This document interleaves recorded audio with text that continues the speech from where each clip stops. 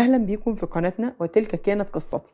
لو عندكم أي مشكلة ومش لاقيين لها حل تقدروا تبعتوها لنا على صفحتنا على فيسبوك أو تحت في صندوق التعليقات، وإن شاء الله نساعد بعض نلاقي لها حل. وما تنسوش تعملوا لايك وسبسكرايب علشان قناتنا تكبر بيكم. أهلا بيكم. أنا اسمي محمود، عندي 70 سنة، اتجوزت بنت خالتي بقالي 47 سنة بعد قصة حب كبيرة جدا. كنت بشتغل في مكان مرموق ومستوانا الاجتماعي والمادي كويس، وربنا الحمد لله رزقنا ب3 أولاد، ولد وبنتين. كرست كل وقتي ومجهودي لتربيتهم، وعلاقتي بمراتي كانت مستقرة فيما عدا بعض الخلافات البسيطة اللي كانت بين أي زوجين.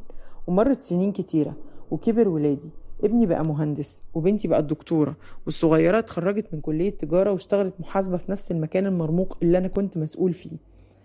كنت دايما بحرص على تربيتهم على الأخلاق والدين والقيم. عمري ما فرقت بين ولد وبنت، لأني مؤمن بالمساواة ومؤمن إن تدليل الولد هيضره. لكن للأسف مراتي كان ليها رأي تاني، دلعته بصورة مبالغ فيها.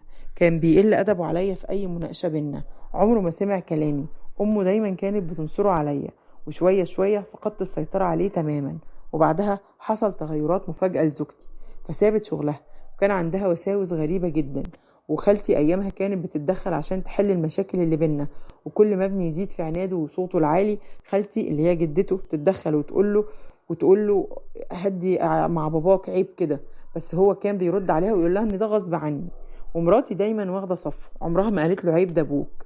اتجوز ولادي ال3، وفي يوم كنت في البيت وابني على صوته عليا واتكلم معايا بشكل غير لائق اطلاقا، وخرجت من البيت ورحت بلدنا علشان اهدي اعصابي، وكمان احضر كاتب كتاب بنت اخويا المتوفي. وانتظرتهم كتير يجوا، لقيتهم مجوش.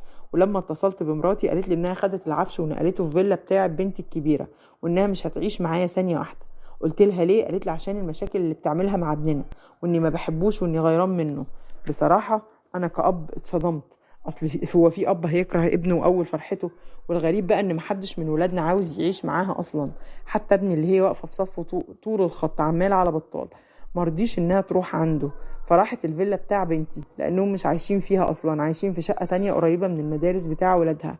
ولما كلمت بنتي الصغيرة قالت لي هحاول اصلح بينكم. وامها قبلها كانت كلمتها علشان تقعد عندها، فقالت لها لا، انا ممكن اجر لك شقة جنب اختي الكبيرة وهفرشها لك. كلهم عرضوا عليها المساعدة لكن ما وافقوش انها تعيش معاهم. كلمت ولادي يصلحوا بينا العلاقات، لكن هي مصرة على رفضها، وقالت لي لو عاوز تتجوز اتجوز، ولو عايز تطلقني علشان انا على ذمتك وده مانع من جوازك برضو مفيش اي مشكلة.